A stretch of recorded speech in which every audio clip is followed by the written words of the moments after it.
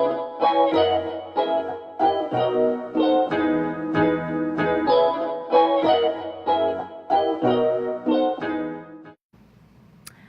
I'm Yesenia Gonzalez, and I'm here with Sam Gomez. This is ONT Now. So obviously, one of the biggest topics that's going on in the community now is that there's fires going on. Fires? I mean, how many fires has it been already? So I know it started with the garages. I think there was like 2 garage fires, and then there was is it just 1 or 2 house fires? I think there was a house fire, but that it actually burnt 2 houses or something like that. You know, this is just, it really scares me because, I mean, it could happen anywhere. Sure. Right. But these fires have actually been in like one little area. My family has property in that block, you know, so it's just, it's really scary to know that we just don't know why these are taking place. Well, we know that there's an arsonist, but what's going on? You know, why this area? You know, what are we going to do about it? We can't always just depend on the police and to figure things out. And I know that it's been on the news and everything, and they've covered it. But I'm worried about the neighbors, and I'm worried about the residents. Sure. You know, how are they feeling? You know, hey, let us know. What are you guys feeling right now? What is it that's going through your mind, and what can we do to help? Yeah. And obviously, thoughts out to the firemen that actually got hurt in this last one. Not to say that a garage fire is something that we shouldn't be concerned about, right? But we have a lot of fires in the community. We have a lot of properties, for instance, like especially in South Chicago, that maybe they're not, somebody's not living in there, right? They're abandoned. You almost expect, or when you hear a fire happening and you hear it's in that type of property, you know, you're like, oh, well, that's too bad, but, right? But so after the first garage fire, because I don't really track daily comment for comment on Facebook type things. I don't do that. I end up getting lost in Facebook for videos for hours. It's crazy. But so obviously this is a big thing that's going on in the community. And so I saw that there was a fire. I saw there was a garage fire, and it was a big deal. And then it was like, hold on a second. There was another one, right? And I don't know how many days from another, but it was like too close. Yeah, they were pretty. I thought that the first one was because of fireworks and stuff, and that's another thing. Right, that's what I'm saying. It's like you're not thinking it's a big deal. It's just.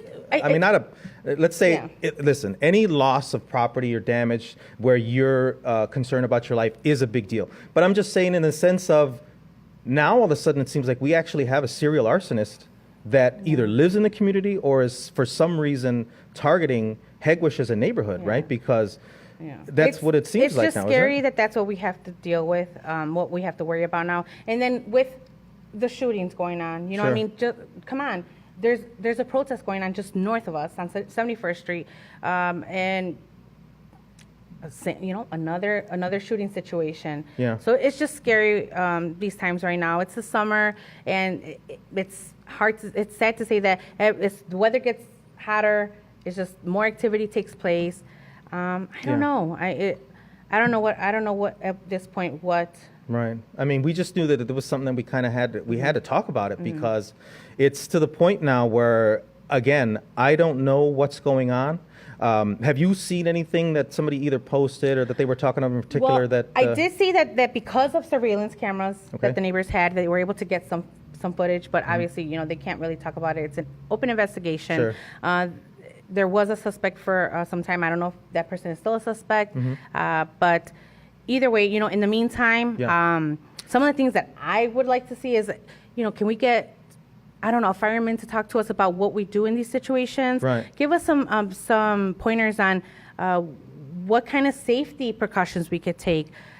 One of the things that I know that have helped some areas is block parties, block clubs, just talking to your neighbors and getting to know them, being able to keep an eye out for your neighbors. We'll be able to surveillance our blocks more. We can't always just depend on the police. Are there any block clubs out there now? Functional block clubs? Functional, I wouldn't be able to tell you now. I know when I was still working with the city, I worked closely with a lot of block clubs. There was one on 87th and Muskegon. I know the Jeffrey Manor area, there is like a 4-block block club, and it's pretty active. They share everybody's phone numbers. They have a phone tree, so whenever they see any kind of activity, they call each other, and then they all call 911. And to be honest, I mean, that's how you're going to get responses. Is if you have 1 or 2 people calling, they should respond right away. But if you have 10 people calling about the same thing, you better believe you're going to get a better response. If you see something and you're sure that someone else called, call because it is. I mean, I remember that from the office also. It's the amount of calls they get sometimes really lets people know. Because I remember we would actually go to the alderman's office and say, hey, there's this problem, and he'd check the records and they go, nobody's calling 311, nobody's calling 911, so. I go to those agencies and they're not seeing calls. So definitely call it in. If you see something, say something. I know it's something that we hear quite a bit these days, but in this case, if you see something, say something. If you are either a part of a block club or you manage a block club, please reach out to us. Reach out to us here via Facebook. Reach out to us via... We'd love to hear your feedback. You know, is it working for you? And give others pointers on how to start their own block club. Right, or what are you concerned with? What else are you concerned with? So there's a lot of things, obviously, that the community is concerned with. Us making this special presentation to actually talk about it, just that we felt like this is a subject that we couldn't let another week go by before we address. So we really hope that we come to a resolution and we actually find this person who's actually doing the arson. But keep your heads up.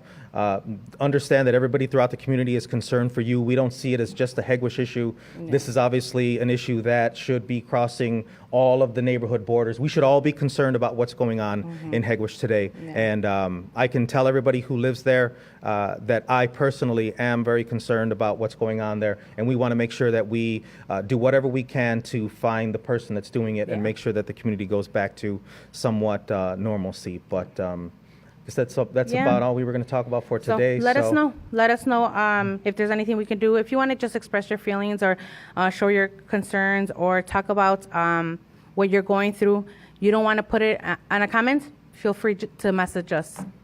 Thank you. Thank you.